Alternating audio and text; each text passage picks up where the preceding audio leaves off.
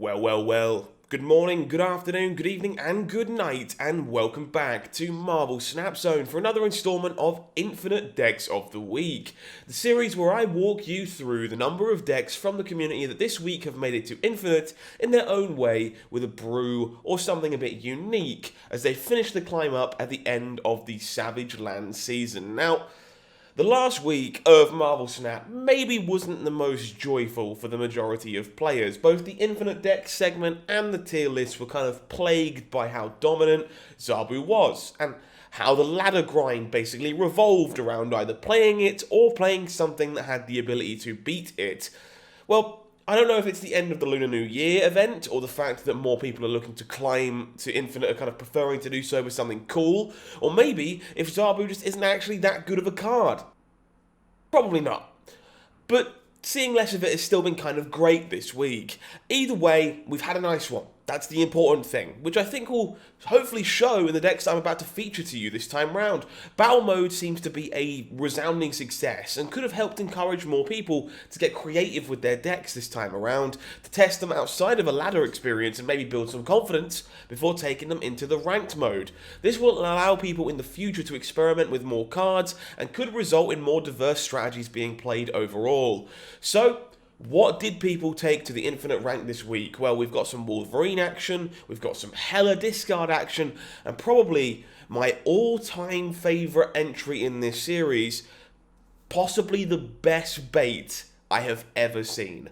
If you enjoy this series, the best thing you can do for me is subscribe to the channel. Go and press the button, leave a like, leave a comment, let me know what you thought about the decks you see today. It really helps us reach more and more people here on YouTube overall. With all that said and done, let's take a look at the Infinite Decks of the week. Starting things off with a fan favourite here, Buffed Wolverine starting to make an impact.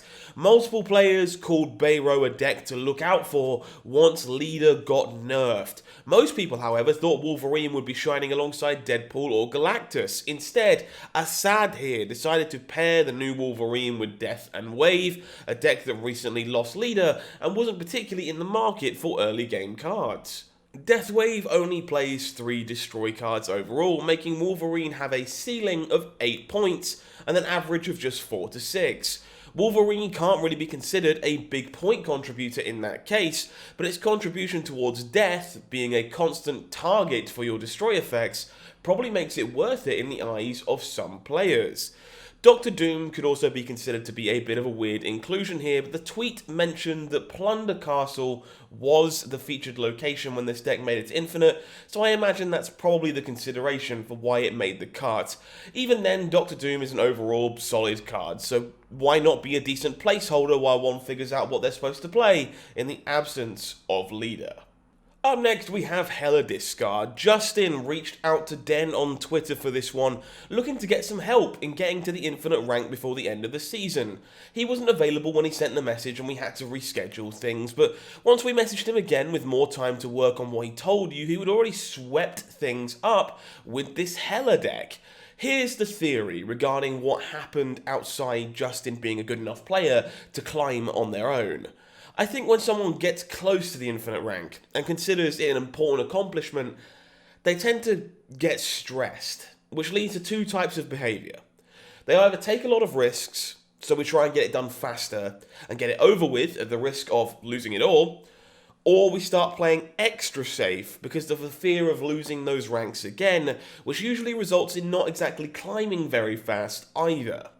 Most of the time, neither of these behaviours leads to anything productive, and the best course of action is simply to take a break, let the stress reduce, come back to it fresh and focused. When someone asks for help from a more experienced player though, you can think about the climb being kind of guaranteed if you get that help, and relax a little bit. This relaxing actually leads to playing way better and allowing you to finish the climb all by yourself, just like you managed to get so close on your own as well. The best part of it all is this isn't even a standard Hela deck for the archetype. It's a build that Justin put together with the cards they had at their disposal. They're missing Hellcow and Magneto, for example. One could discuss Morbius being weird in a Hela deck, or Colleen Wing not discarding the cards you really want to be discarding whatsoever. Even Moon Knight likely has to be worse than Blade in this deck. If there's one thing to take away from this whole story, it's simply to trust yourself.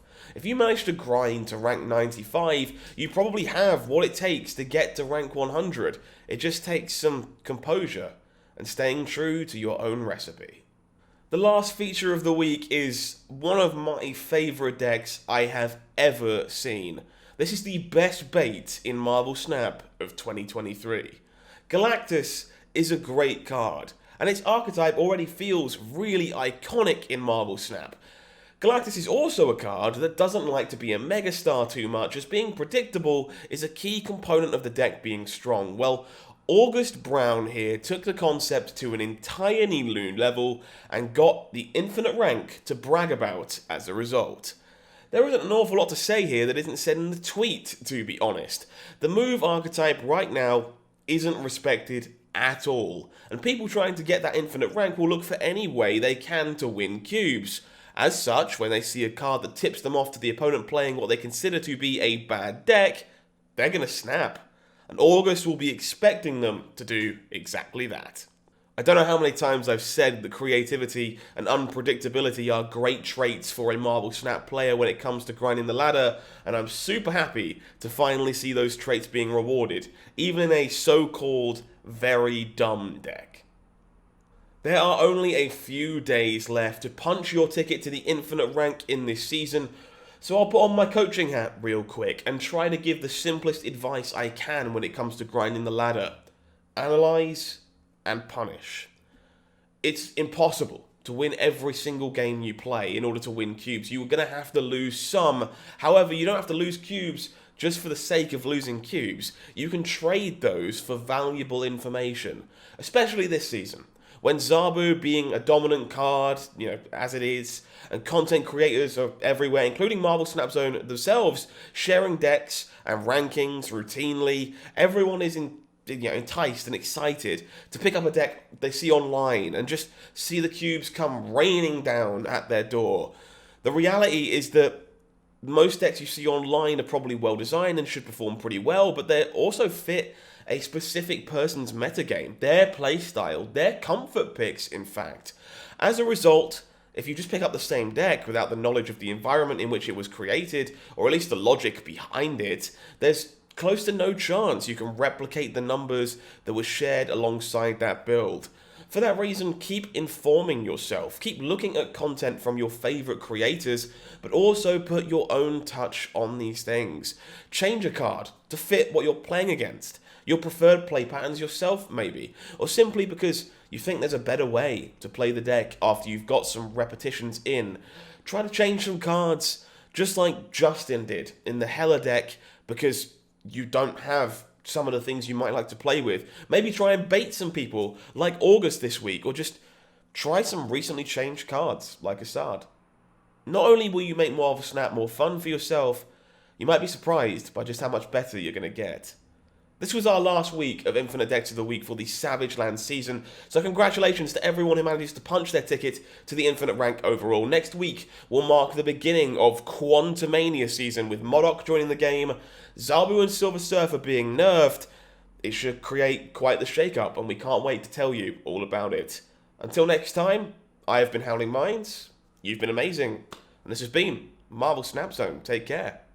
Have a good one.